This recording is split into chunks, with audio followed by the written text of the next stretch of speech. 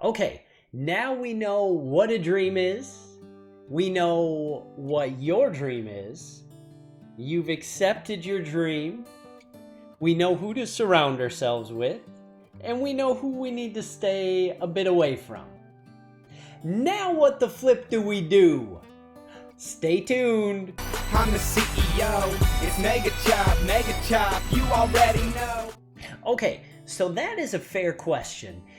At this point, we've covered a lot of the information that we need as our foundational base to move forward into our dream. So now we just make it happen, right? Yep, that's it. That's it. Just go do it. Oh, you don't? No. Oh, you want something more? Okay, that's fair. I completely understand that, and I should give you some more. Because for us to just go out there and immediately take action and boom, our dream happens, isn't going to happen for most of us. If it does for you, awesome job. So for everybody else who's not at that point, we need to be very intentional about what we do to drive ourselves towards our dream. We're going to talk about a few different action items that we can put real, live, actionable steps to. First, who to surround ourselves with, who to watch out for. We're going to put some action into that.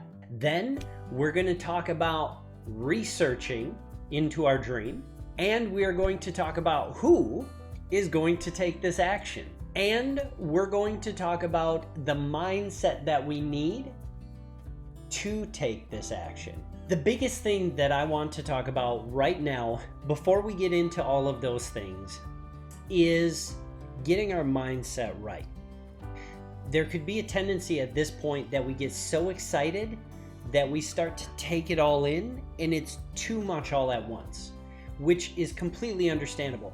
I want us to take this one day at a time, and that's absolutely how I try to live my life anyways, is one day at a time. All that we know that we have is this moment right here. That's all that we know. So let's deal with what we have in front of us.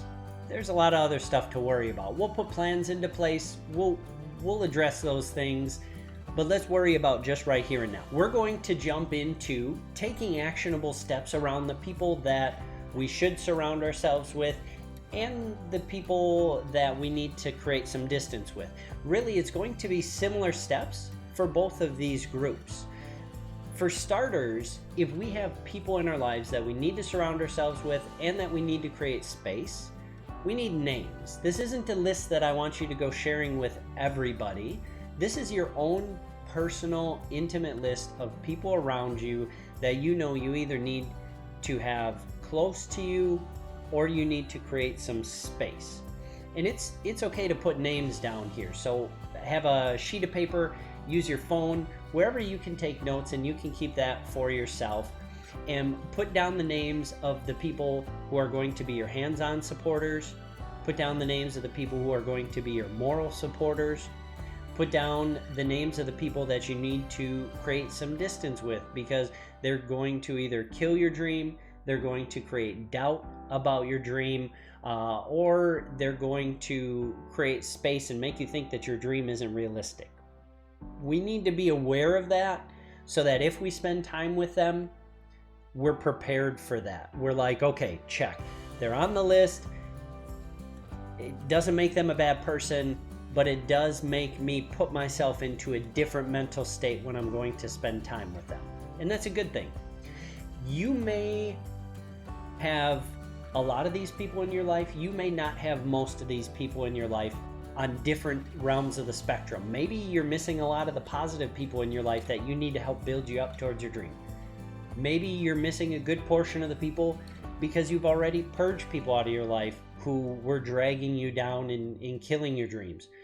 Either way, we want to make sure that if we don't have names, we have ideas put down on paper. So if it's somebody that you're seeking out as a mentor, what traits would you see that mentor having that you're going to need to support you? What traits does a hands-on supporter have that you're going to need to support you? Some of those things are going to be overall a positive attitude, a great outlook on things in life, and the ability to push through difficulty. You want somebody who can forge through regardless of the obstacles, in that positive realm of people who are going to be hands-on, supporters, mentors, anything like that. Those are good, healthy general traits. Traits of individuals typically that we may need to create some space with are going to be those who complain about everything all the time. Nothing's good in life. Everything in life is hard. Life sucks. And then you die, right? Because that's not the truth. You can live in that truth. It's not a good truth to live in, and it's not the reality. So put down those traits for people that you don't have specific names for. It's okay if you don't have their specific names. Set this all aside so that you can use this as your reference tool going forward about your people. The next topic that we talked about is research. Hopefully you already have a good foundation of research or understanding of the area that you're looking to go into. If you don't, that's perfectly okay. Maybe this felt like more of a pipe dream. Hopefully we've helped you realize that this is within reach a lot sooner than you thought. Maybe you do have a lot of research to do, and that's okay, because I myself, when I got into streaming, I knew nothing about it. I thought it was silly. I was like, why would I watch somebody play video games when I can play video games myself? Weird. Then I came to realize, why watch football if I could play football myself? Why watch basketball? Why watch cheerleading if I could do all of these things myself? Same concept, right? Broken thought process. And streaming, from what I found, is way more than just simply watching somebody play video games. It's what all people want, and that's relationship. There's a connection between the person playing the video games and the people watching it, and there's a community that gets built around that. These are things that I would have had no idea if I didn't immerse myself in that world, and if I did no research. This is a key learning step in life. If you're looking to get into something, that it takes research to make sure that you envelop yourself in that world, that you understand that world, and don't just take it for granted for what's on the surface, because what's on the surface may not even be close to what you find once you dig in further. Where can't you research? Online, audiobooks, podcasts, watching streams. There's streams of everything, not just video games. Go to YouTube. There's tons of videos out there on everything you could want to know. You literally have zero excuse that you can't find something. It's out there. Trust me. The amount of data that's put out online on a daily basis is ludicrous. Okay, Chop. So I've dug into the research. I already know this, so I spent time digging into the research. What do I do with the information that I found? Well, you decide on an action step. For example, I decided I like streaming. I love people. I love video games. Let's give it a shot. I am going to stream and set a schedule. I'm going to stream X days a week and about X amount of hours. That was my plan from the start. I had no other plans. I literally had the worst plan going into it, learning and knowing now what I do compared to what I know then. But I started. That's what matters. The action matters. It's okay if the plans change. It's okay if they modify over time.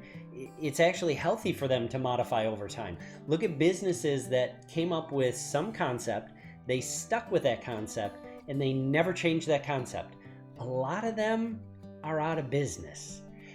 Now, I am saying that there is an importance to finding out what is our dream, what is our baseline, and sticking to that on some level, but understanding that how we execute on that may change and actually will change as time goes on, depending on trends and culture.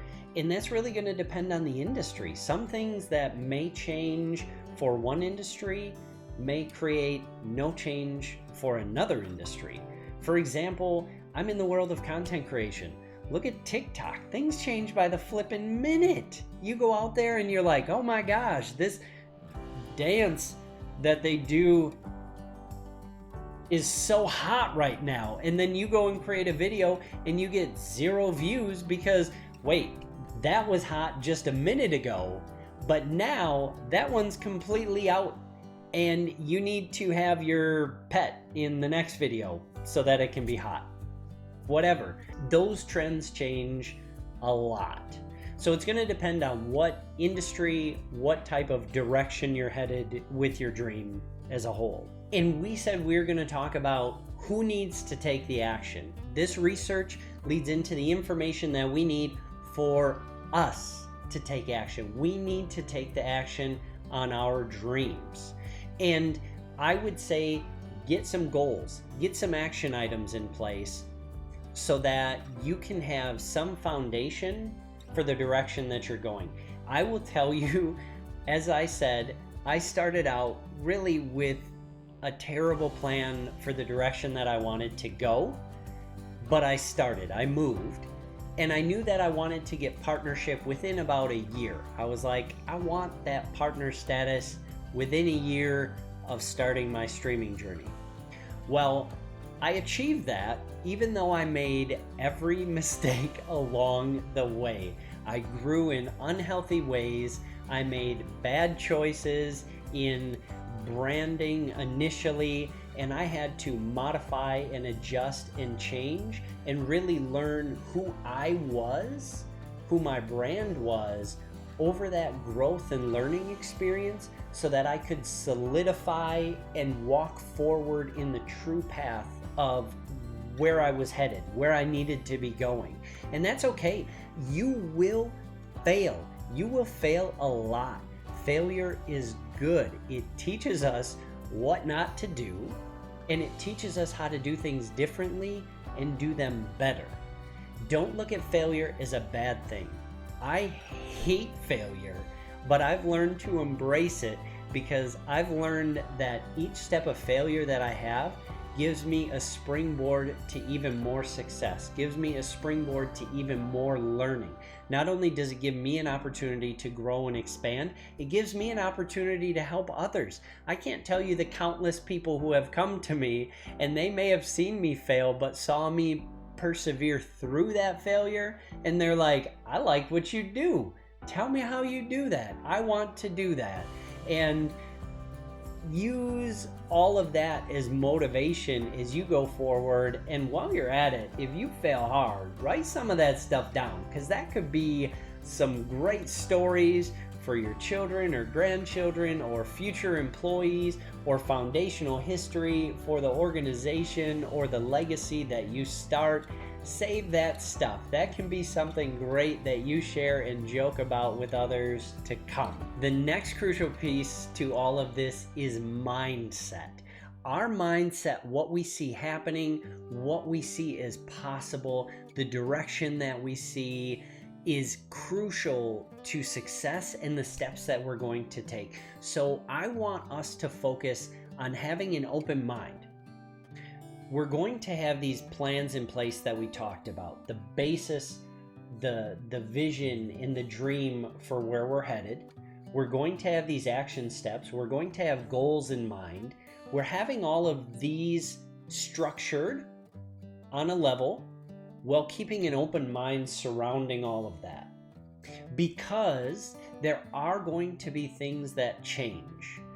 Maybe we set one goal and we get halfway to that goal and we realize, actually, that's not the best goal that I should have right now. That may not even be a healthy goal to have, but it got me into action. So we're going to take that. We're going to change that goal. We're going to modify that when we get to that point. We're not going to have that goal set in stone, so that when we get new information, new understandings, maybe we had a failure that taught us, okay, that's actually not the best direction to go. We're not going to just keep forging ahead for the sake of going towards that goal that we set. It's okay. I'm telling you right now, I'm giving you permission to change goals. It's not only healthy, it's a must if you want to drive your dream towards success. So we're going to have structures in place to give us that motivation, to give us that accountability, to start walking out and walking towards our dream, but we're not going to do it so militant that we don't allow these things to change as we get new information. Life is about gaining, obtaining, learning, and growing on a daily basis, and we need to take that information and apply it on a daily basis. So we're going to change that and grow with that. Piecing in with that structure and that open mind is regret. That's something that we need to avoid. Regret is going to keep you stuck in place while you're sitting there like, oh man, I could have done this differently, or I could have done that differently, or I really should have done this. Oh, if only I did this at this point, where would I be now? Whatever, who cares? It's done and over with. Learn from it. This is an analogy that's given so many times. Hopefully it's not redundant, but maybe redundancy is good to help us learn, right? So this right here that we're looking forward at, that's our windshield of our car. That's huge. The rearview mirror is a mere fraction of that window. Why?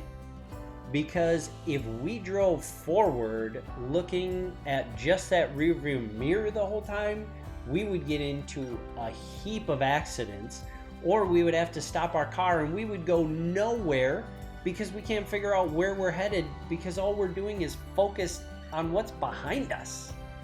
It's there to take a quick snapshot of, oh boy, that was a bad choice.